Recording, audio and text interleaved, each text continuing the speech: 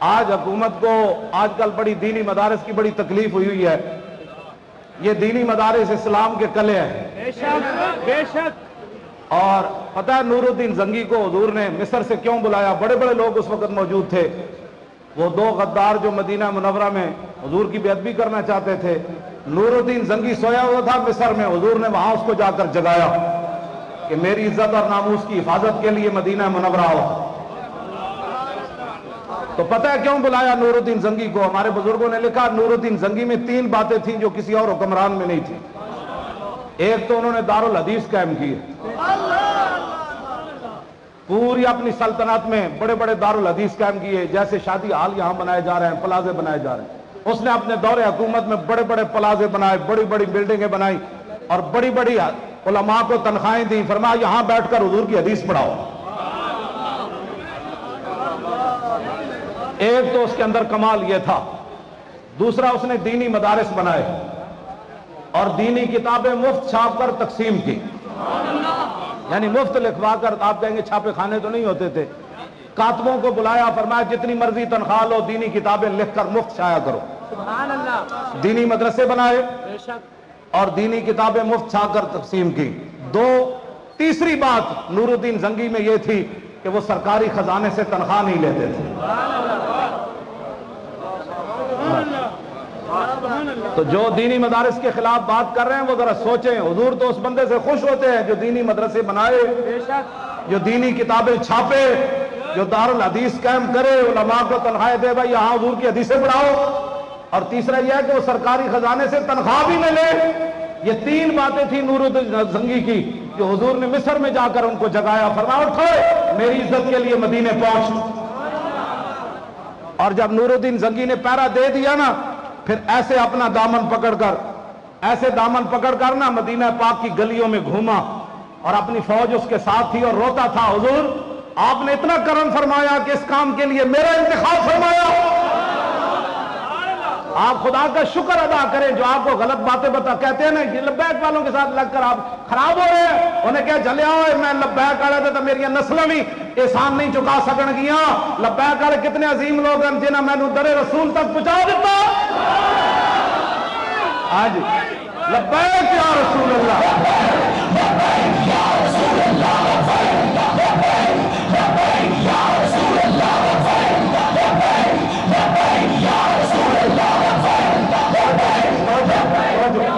آپ دیکھ رہے ہیں کتنے پسینہ آئے ہوئے ہیں آپ کو بھی، لیکن میں دیکھ رہا ہوں کہ یہ بوتل لینے کے لیے تیار کوئی نہیں ہے ہمارے بچے.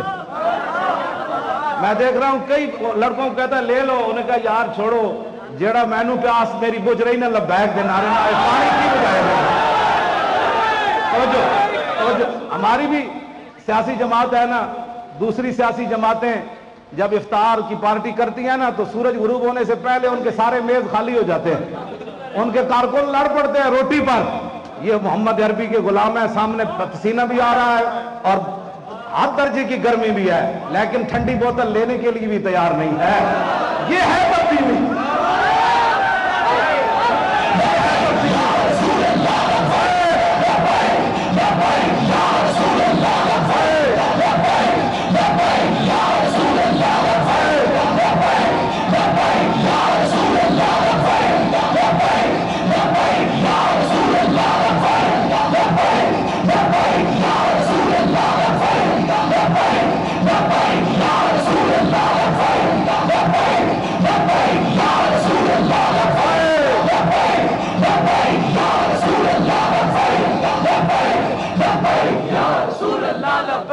یہ ہمارے بچے، یہ ہمارے نوجوان، ہاں جی، جو سب کچھ سامنے دیکھ کر بھی کہتے ہیں بے نیازی ناز ہا دارت بسے. اقبال کہتا بے نیازی بھی اپنے بڑے ڈھنگ رکھتی، ناز انداز ہا دارت بسے.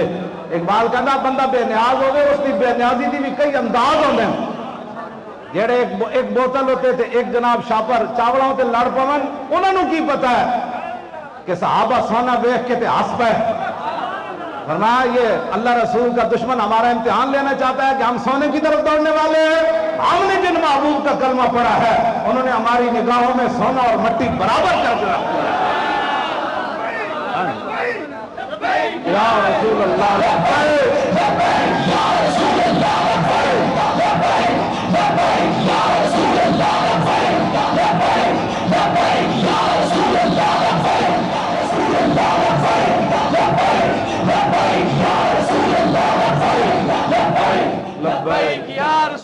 اللہ لبیک. وہ توجہ، ہمارے مولانا الیاس یونس صاحب ہیں لندن میں، وہ ہمارے ترانے لکھتے ہیں. وہ کہتے ہیں کہ میں ایک اسپتال کے باہر بیٹھ کر نا موبائل پر آپ کی تقریریں سن رہا تھا، تو ایک انگریز ڈاکٹر آیا.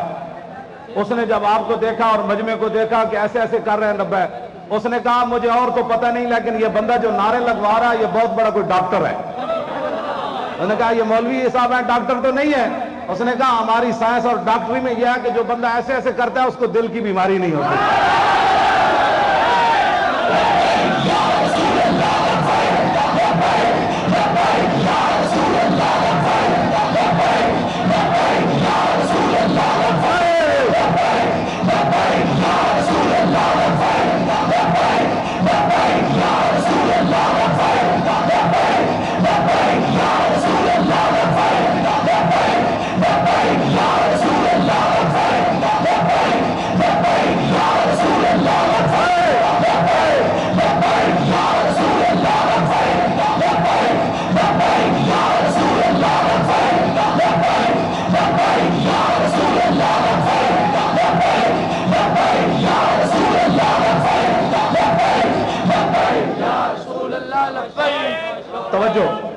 توجہ بھائی، توجہ، میں بات ختم کرنے لگا. توجہ، ایک نوجوان ہے چین میں پڑھتا ہے، اس نے مجھے فون کیا کہ آپ نے یہ جو بات کیا نا ایسے بھائی دل کی، کہتا ہے یہاں بھی تحقیق یہی ہے.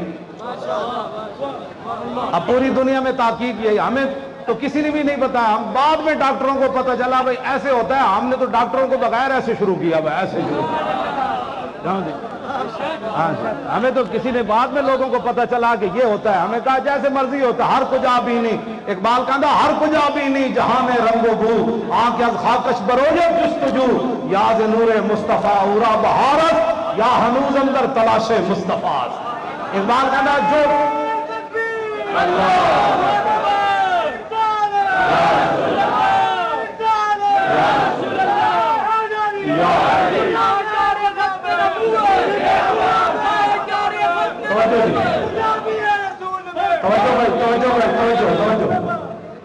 عن الحسن بن علی رضی اللہ تعالی عنہما قال سألت خالی ہند بن ابی حالا وکان وصافا عن حلیت رسول اللہ صلی اللہ تعالی علیہ وسلم انا اشتہی ان یصفنی من شیئا نتعلق به فقال كان رسول الله صلى الله تعالی علیہ وسلم فخما مفخما يدلال وجه دلال والقمر ليلة البدر اطول من المربوع واكثر من المشذب عظيم الهامة رجل الشعر ان فرقت حقيقة فرقها والا فلا يجاوز شعره شحمة اذنيه اذ هو وفره اظهر الله واسع الجبين زج النواجذ بسوابق من غير قرن بينهما يكون يدر الغضب اثنى العلمين له نور يحسبه من لم يتعمله ثم كسر لحية سال الخدين دليل الفم مفلج الاسنان دقيق المسروبة لأن عنق وزيد دمية في صفاء الفضة معتدل الخلق بادل متماسك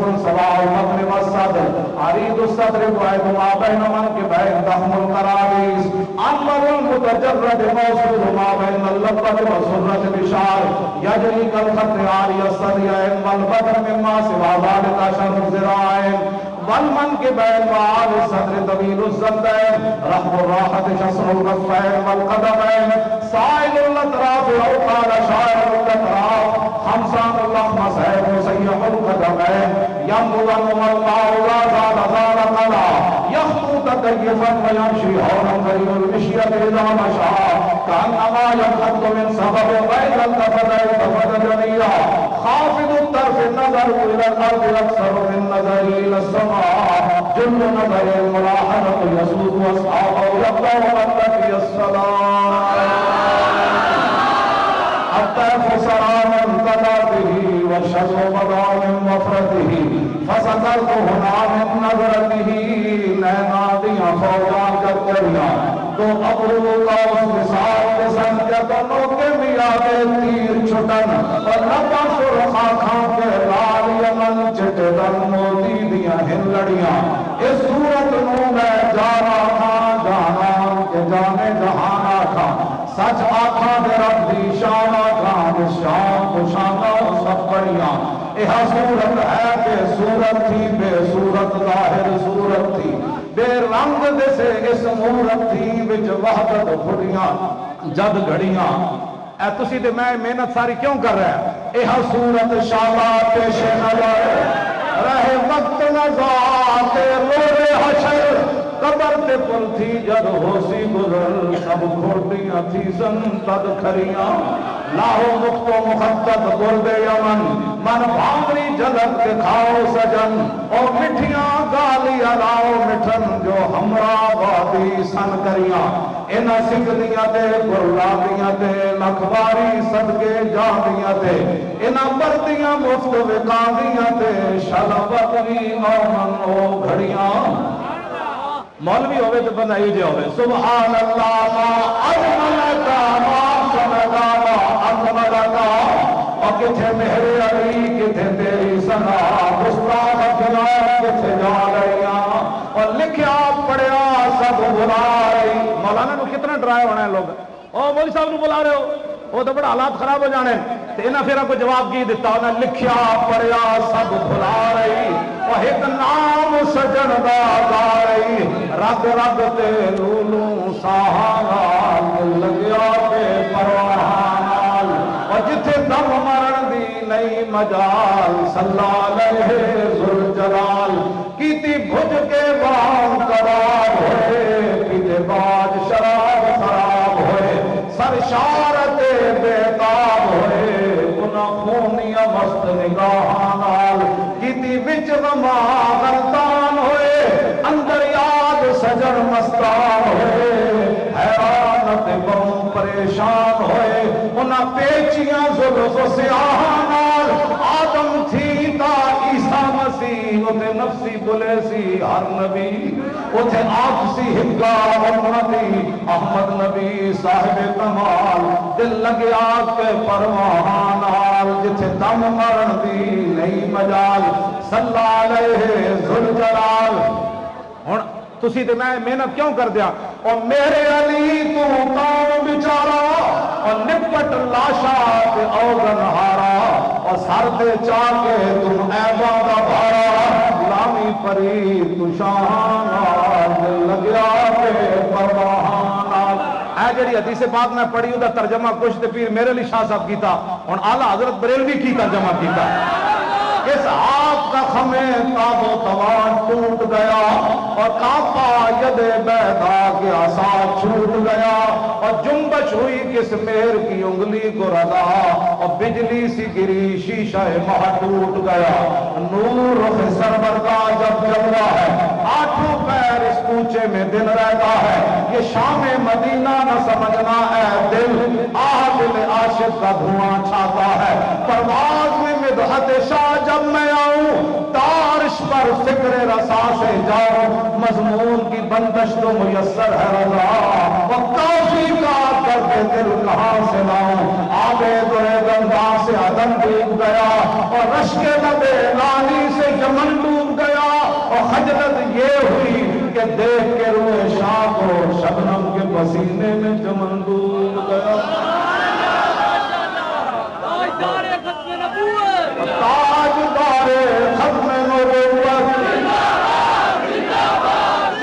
تاجدار ختم نبوت